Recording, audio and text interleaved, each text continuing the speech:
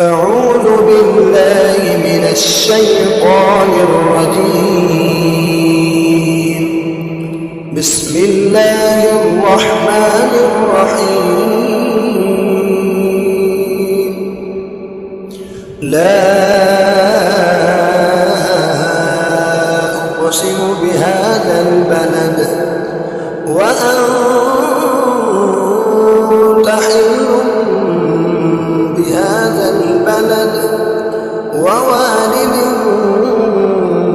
وما ولد لقد خلقنا الإنسان في كبد أيحسب أن لن يقدر عليه أحد يقول أهلكت مالا لبدا أيحسب أن لم يره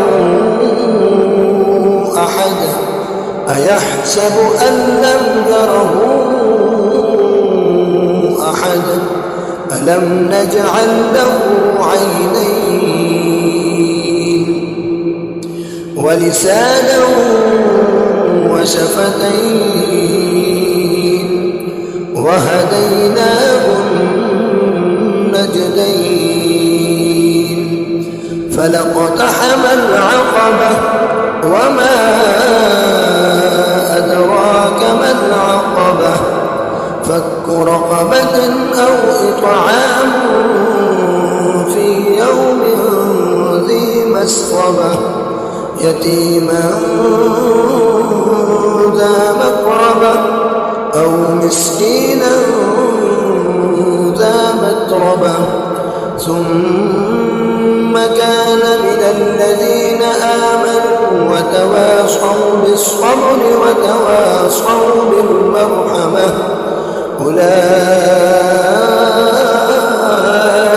أصحاب الميمنة والذين كفروا بآياتنا هم أصحاب المشأمة عليهم نار مؤصدة صدق الله.